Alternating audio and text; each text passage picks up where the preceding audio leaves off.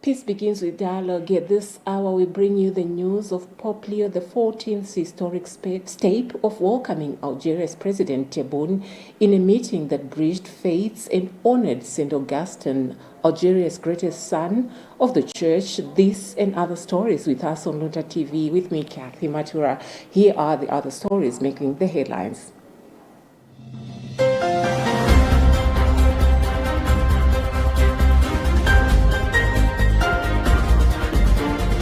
Pope Leo XIV meets Algerian President to strengthen interfaith dialogue. Mutharika returns to the race, taps Gen answer to help rescue Malawi. Minister of Basic and Secondary Education Madalitso Kambaua Wirima commends smooth administration of 2025 MSCE exams. In our special report this week, Patrick Popper unpacks the drama, the dominance, and the defining moments of the Zamadolo AEL Top 8.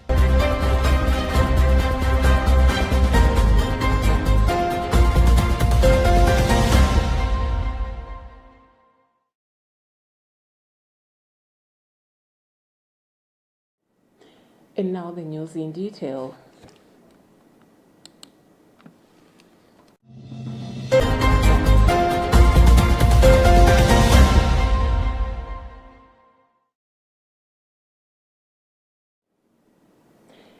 Pope Leo XIV recently held a meeting with Algerian President Abdulhamid Tebboune, highlighting an important opportunity for the Vatican to deepen its engagement with a predominantly Muslim nation.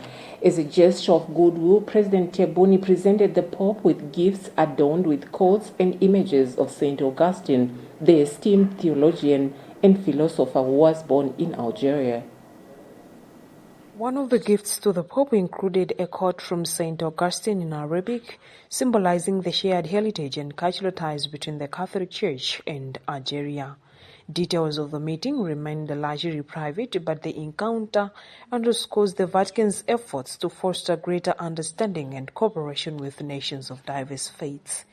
Following the meeting, President Tebboune had the opportunity to admire Michelangelo's renowned frescoes in the Sistine Chapel, a testament to the rich artistic and cultural legacy of the Vatican.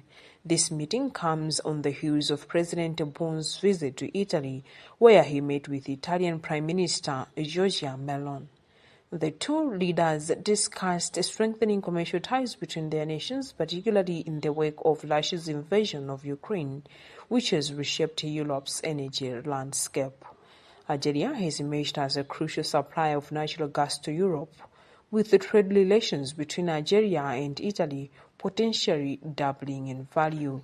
The visit also highlighted the growing cooperation between Italy and Algeria on issues such as counterterrorism and migration control. The two countries have signed agreements aimed at curbing terrorism and managing migration flows as part of Italy's broader initiative to promote stability and development in Africa.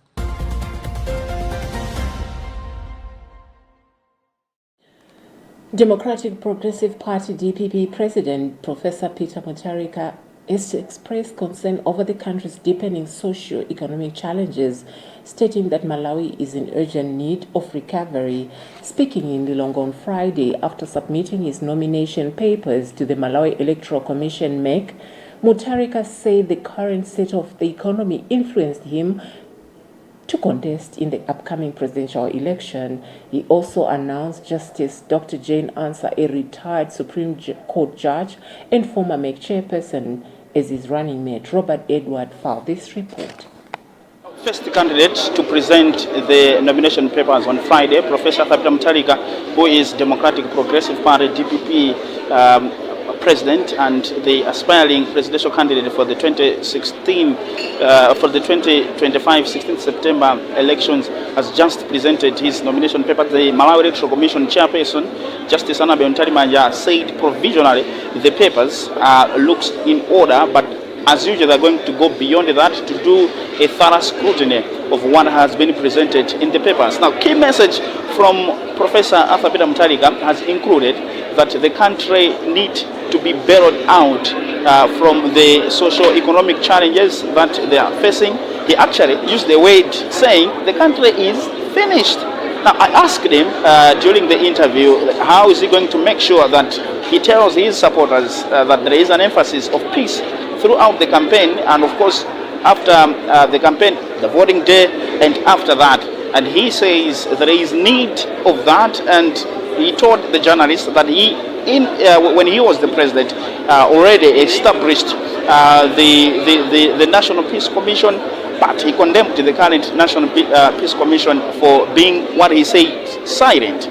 Now, moving forward in the afternoon, there will be another candidate who is going to present his nomination papers. However, this is part of what Professor Mutharika answered to journalists. In fact, as you know, I'm a member Peace Commission in the government younger. The number Peace Commission at night established, I think it was maybe 2015-16. The MCP and dissolve.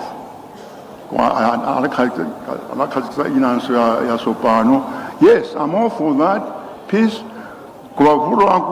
Peace Commission many yaka silent for 5 years when people are suffering and have capital and can't pay. You see? And then I'm not good Spanish also. There's no way you can compare DP violence, the violence so-called for MCP. That's complete nonsense. Malawi Electoral Commission has emphasized that campaign should be about ideas and not just speeches that may also ignite some anger and make people to start violence. Now, this is the first time that Professor Peter Mutharika is making a public appearance in the capital city, Lilongwe, after 5 years. And starting from last night and 2 days ago, there's been a euphoria of enthusiasm of people trying to see the running mate of the President Peter Mutharika, who is now confirmed to be Justice Dr. Jenny Ansah, ACC retired. For Luntha, this is Robert Edward.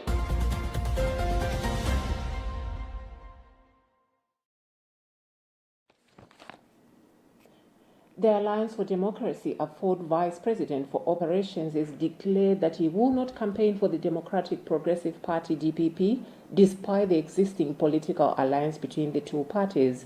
Speaking at a press conference in Lilongwe, Mtambo cited his past opposition to the DPP administration and his involvement in leading protests against Justice Jane Ansah, now the DPP's running mate, as reasons for distancing himself from the campaign. Mtambo explains to our Robert Edward. Our wounds are still fresh of the trauma and the impunity that we went through during the leadership of DPP. Some of us are still alive today. We thank the heavens that God sustained our lives. There were a lot of assassination attempts on our lives. Secondly, during the leadership of DPP, the country went through troubled challenges. Many people went through a lot of attacks, petrol bombings. The space became unsafe for us. And in addition, the most surprising thing is that the issues that were of concern when people, Malawians, lost confidence in the leadership of DPP, they have not come to Malawians to, first of all, apologize, or even to say this shall not happen again. Therefore, we think it would be, we expect the same people who were in the streets demanding accountability from Justice Jane Ansah.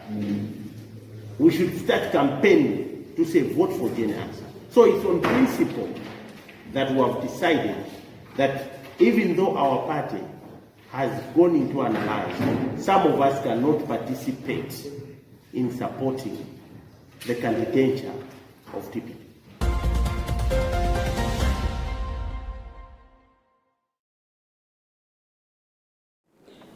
Independent presidential candidate Milward Tobias has submitted his nomination papers to the Malawi Electoral Commission (MEC) at the Bingu International Conference Center (BICC) in Lilongwe. In his speech, Tobias urged Malawians to vote for him, stating that he has practical solutions to address the country's economic challenges. More in our report filed by Gift Kalonga.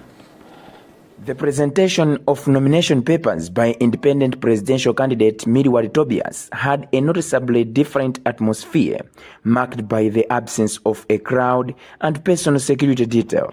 After introducing Henry Ndebwe as his running mate, Milward Tobias, in his speech, said that party politics have failed Malawians because it's the root of Malawi's problem. We have to reform politics in order to transform economy. And political reform means that we have to get rid of the current political script that we have been following since 1994. And I've been condemning political party politics. Not that it is bad in itself, because that's the practice elsewhere. But in Malawi, political party politics has been a major source of corruption and abuse of public resources. Politicians interfere with the procurement in government, appointments in government. They assume power that is not backed up by the Constitution of the Republic of Malawi. We have to dismantle that. And that's why in most of my campaigns I've been saying we are dismantling the mafia empire. It's not an easy project, but it's doable, and we are doing it. And then when that environment has been obtained, which will be obtained the moment Malawians vote me in office, we will have an enabling environment now to transform the economy in ways that we have never experienced before. Meanwhile, MEC chairperson Justice Annabel Ntarimanja has announced that the presidential nomination papers submitted by independent candidate Milward Tobias have successfully passed the preliminary inspection. Ntarimanja asked all candidates to do issue-based campaign and promote peace in their campaign activities.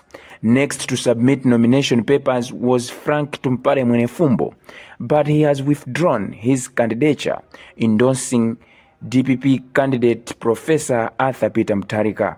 For Luntha News, this is Gift Kalonga.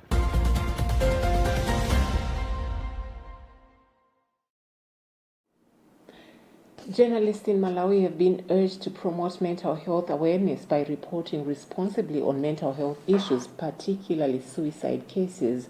Speaking during a mental health reporting training session organized by various media houses in Lilongwe, mental health practitioner at St. John of God Hospital Service, Mark Chalamanda, emphasized that the media holds the power to transform the narrative around mental health in Malawi. He highlighted the importance of providing accurate and sensitive information, especially when covering issues related to suicide. Our Tanduem Zumara has more details in this report. Chalamanda highlighted that the media has the power to significantly contribute to national healing by sharing accurate and responsible information. Addressing the rising number of suicide cases in Malawi, with approximately 597 reported in 2024, Chalamanda advised journalists to exercise caution in their reporting. He discouraged the inclusion of specific details, such as the methods used or the reasons behind an individual's decision to take their own life, as such information can unintentionally encourage copycat behavior. The World Health Organization recent statistics shows that the use of social media has increased recently, and where people are not aware of what can affect their minds, they may engage more in things that are impacting their health. Let's say, for instance, issues of suicide. One may be contemplating on the suicide, and how suicide attempts are reported may worsen or improve someone who has similar ideations. So this was important that we inform our journalists what they need to report, how they should do it, and what other messages they should also come with the cases of suicide, depression, and other issues of mental health. Suicide remains a serious global health concern, with the World Health Organization (WHO) reporting over 700,000 suicide deaths worldwide in 2019. Some countries, such as South Korea and Japan, have introduced innovative solutions to combat the issue, including AI-powered chatbots and community-based mental health programs. However, many African nations, including Malawi, continue to struggle with addressing the growing mental health crisis due to limited resources and insufficient funding. For Luntha News, this is Tandiwe Mzumara.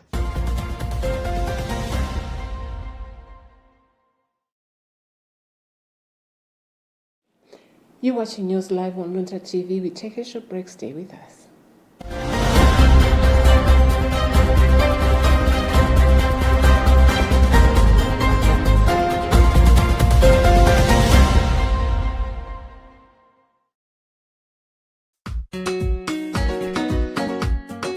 Mbidikiro wasikana ofuna kulowa usisteli achipani cha Presentation of the Virgin Mary Sisters akuita anasikana omwe ali form 1 mpaka 4 komanso omwe akupitiriza maphunziro awo akachenjede ndi omwe anasiriza.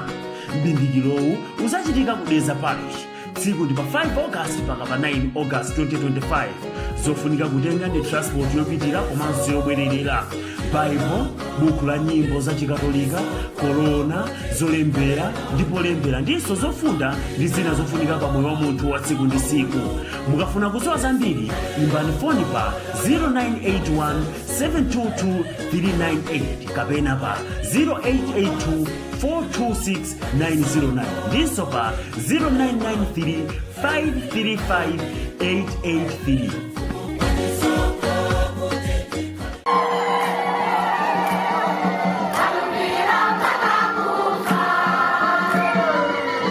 Chipani cha Algerian Sisters akuita anasikana onse omwe akusimva maitaniro ofuna kukhala sisteri ku mbindikiro wa asikana omwe ali a form 1 mpaka 4 motere. Tsiku ndi pa 30 July 2025 mpaka pa 2 August 2025.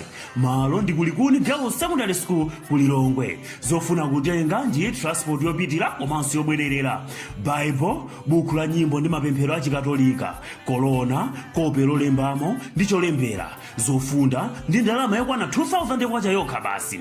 Mukafuna kudziwa zambiri, ayimbireni phone Sister Catherine Nyerenda pa 0991 985 772 kapena pa 0884 353 147 ndiso Sister Jacinta Njovu Yalema pa 0997 897 796.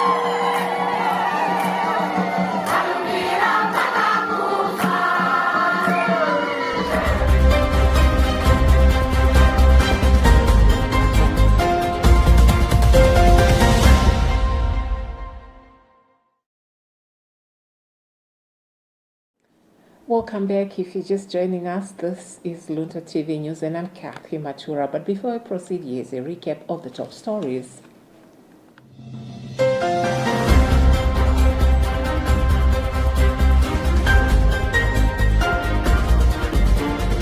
Pope Leo XIV meets Algerian President to strengthen interfaith dialogue. Mutharika returns to the race, taps Gen answer to help rescue Malawi. Minister of Basic and Secondary Education Madalitso Kambaua Wirima commends smooth administration of 2025 MSCE exams. In our special report this week, Patrick Popper unpacks the drama, the dominance, and the defining moments of the Zamadolo AEL Top 8.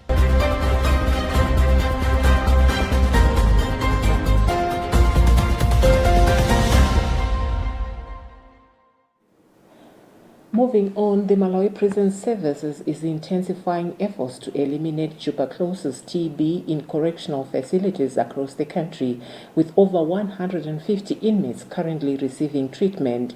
Public Relations Officer for the Malawi Prison Service, Steve Mekes, says the ultimate goal is to make all prisons TB-free. He emphasized that despite challenges such as overcrowding, the government remains committed to safeguarding the health and well-being of inmates.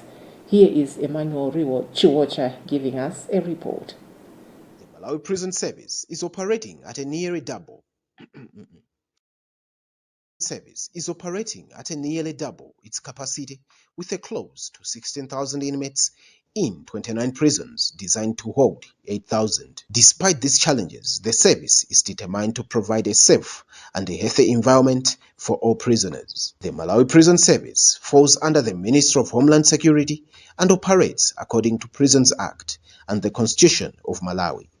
Its primary aim is to rehabilitate offenders and contribute to public safety and security. Meke highlighted that the government is doing all it can to ensure that prisoners receive proper health care. This includes providing treatment and care for inmates with TB, as well as working to prevent the spread of the disease in prison. We have close to 150 inmates who are on TB treatment in our prisons across the country, and we continue to get support from the Ministry of Health, and also we appeal to other stakeholders in the health sector to come and support us in the fight against tuberculosis. As a way of containing the disease, we are isolating those who have been diagnosed with tuberculosis and also enhanced screening of inmates as they come to prison and even those who are still in prison. The fight against TB is a crucial part of Malawi Prison Service efforts to promote the healthy and well-being of prisoners. By providing access to quality health care, the service aims to reduce the incidence of TB and improve overall healthy outcome for inmates. For Luntha News, this is Emmanuel Georgia.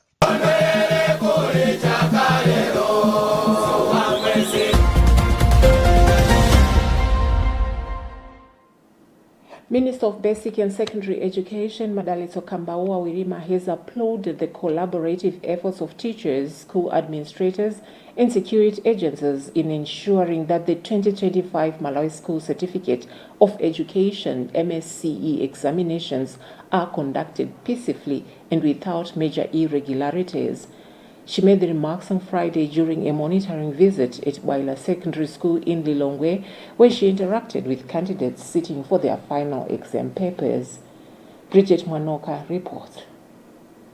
According to Wirima, past examination cycles have been characterized by a range of malpractices, including exam leakage, impersonation, and exhaustion of students through illegal examination fees. She was quick to point out that such cases have drastically reduced this year thanks to strict supervision, improved coordination, and enhanced accountability mechanism put in place by the ministry in partnership with the Malawi Examinations Board, MANEB.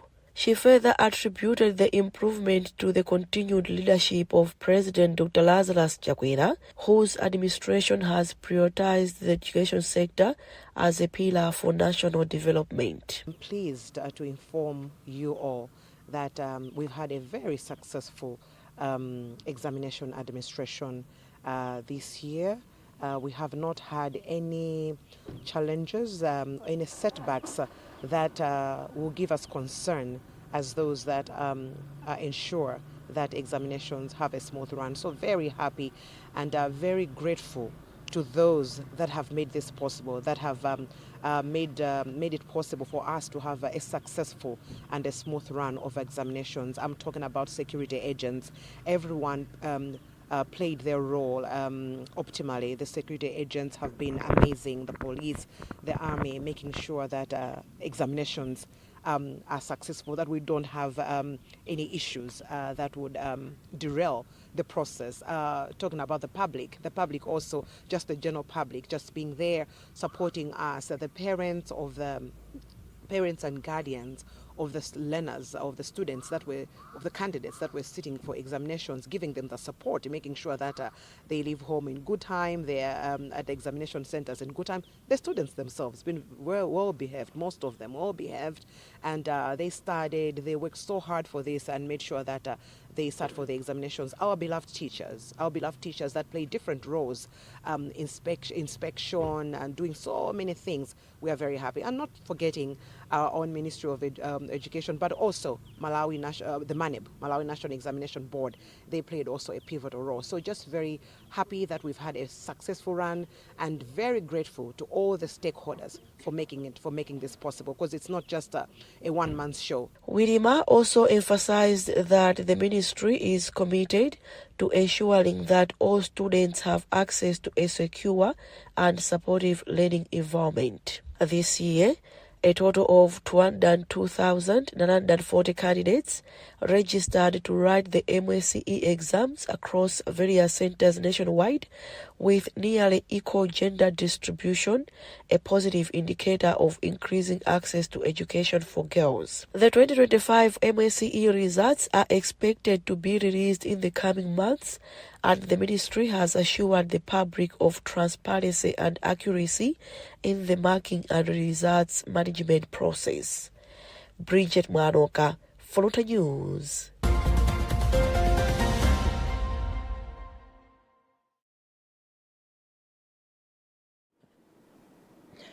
From fierce rivalries to dramatic comebacks, the Zamadolo AEL Top 8 has become more than just a tournament. It's a stage where Malawian football giants are tested, legacies are built, and heartbreak is never far away. Since its inception, the competition has delivered edge-of-the-seat action and exposed the psychological and tactical gaps among the top teams.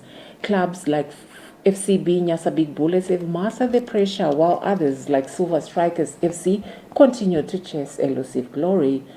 In this special report, Patrick Pupa unpacks the drama, the dominance, and the defining moments of the Zamadolo AEL Top 8 and asks, what does this tournament reveal about the true strength of Malawi's top-tier clubs?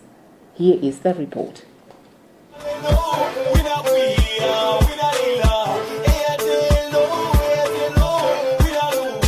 Since its inception in 2017, the Zamadolo AEL Top 8 tournament has established itself as one of the big tournaments in Malawi's football scene, featuring the best top-performing teams from the TNM Super League. This report examined the noteworthy events of the 2025 tournament, culminating in an exciting final, and presents insight from fans and analysts regarding the performance of Silver Strikers FC against FCB Nyasa Big Bullets. The 2025 Zamadolo AEL Top 8 tournament commenced on April 12, 2005, with 8 teams participating: Mzuzu City Hammers, Karonga United, Clark Sporting Club, FCB Nyasa Big Bullets, Silver Strikers FC, Civil Service United, and Moyale Barracks. In a thrilling quarter-final round, FCB Nyasa Big Bullets trumped over Clark Sporting Club and advanced to the semi-finals, defeating Karonga United. Meanwhile, Silver Strikers FC showcased their strength by overcoming Moyale Barracks and Civil Service United, setting the stage for a highly anticipated final match. On July 20, 2025, the atmosphere at Bingu National Stadium was electric, with thousands of fans gathering to witness the final showdown between Silver Strikers FC and FCB Nyasa Big Bullets. This match not only highlighted the competitive spirit of both teams, but also drew significant attention from fans and pundits, particularly regarding Silver Strikers' historical struggles to defeat FCB Nyasa Big Bullets in previous AEL Top 8 finals in 2019, 2024, and 2025. To better understand the challenges faced by Silver Strikers FC in these finals, we gathered opinions from football supporters. One fan lamented that many of their struggles stem from poor officiating.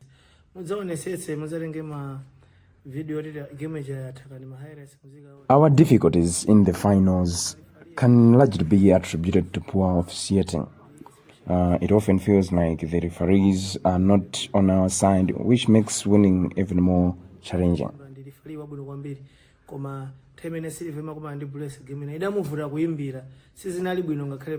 Another supporter expressed that Silver Strikers FC struggles can be linked to a lack of confidence.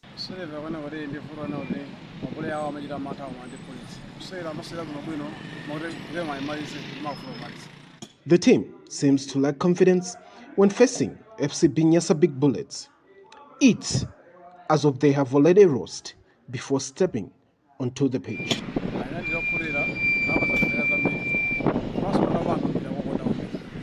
Peter Mutharika, the head coach of Silver Strikers FC, accepted the defeat with grace, reflecting on the lessons learned. No, I think it was a good game. I think the people that came to watch this game, they are happy. Of course, I'm not happy with the results, but I'm very proud of my boys. I think we put up a very grand fight.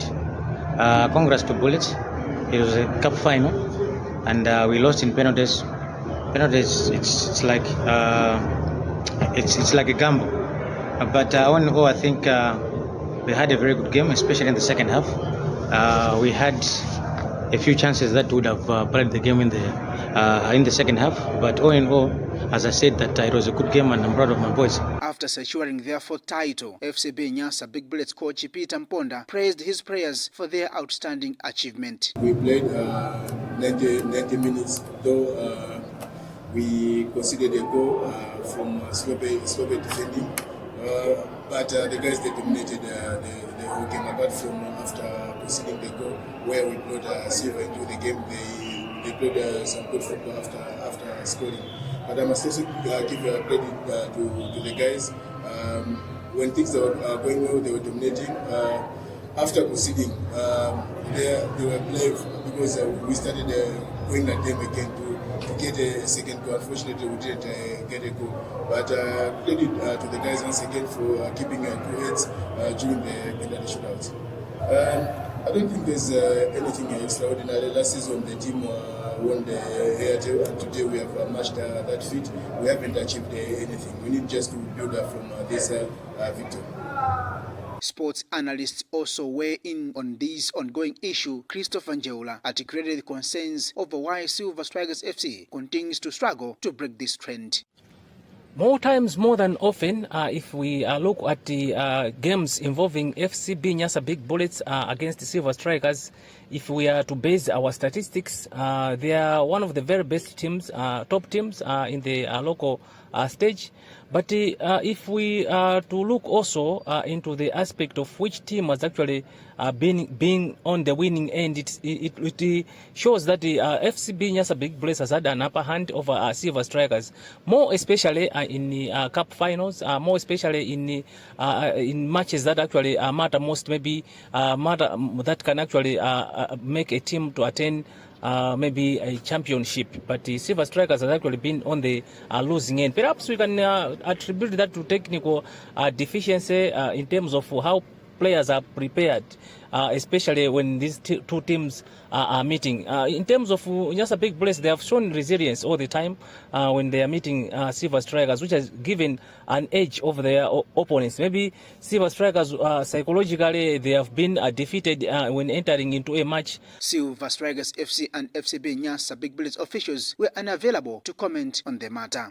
The 2025 Zamadolo AEL Top 8 tournament marked a significant milestone for the Football Association of Malawi, generating a record income of 216 million kwacha. This financial success underscores the tournament's growing popularity and presents opportunities for further investment in Malawian football. Since the tournament inception in 2017, FCB Nyasa Big Bullets has claimed the title 4 times, while Silver Strikers FC has won it twice. Mighty Wanderers FC and Blue Eagles FC have each gained 1 title. The recurring dominance of FCB Nyasa Big Bullets over Silver Strikers in these finals creates a captivating narrative in Malawian football history. As the Zamadolo AEL Top 8 tournament continues to develop, insights from fans and analysts highlight the importance of mental resilience, adaptability for Silver Strikers FC. The 2025 tournament not only showcased increased enthusiasm for football in Malawi, but also set the scene for potential strategic changes that may influence upcoming encounters between these rival teams. The ongoing success of this tournament is vital for the continued development of Malawian football, benefiting both players and fans alike.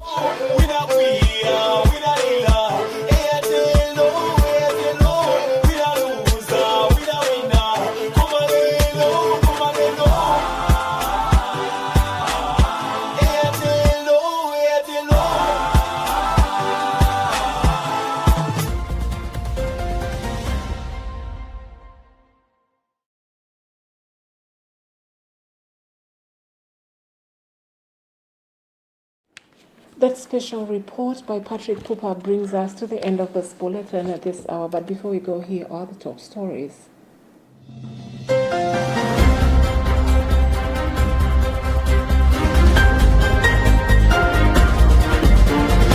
Pope Leo XIV meets Algerian President to strengthen interfaith dialogue. Mutharika returns to the race, tapes Gen answer to help rescue Malawi. Minister of Basic and Secondary Education Madalitso Kambaua Wirima commends smooth administration of 2025 MSCE exams. In our special report this week, Patrick Popper unpacks the drama, the dominance, and the defining moments of the Zamadolo AEL Top 8.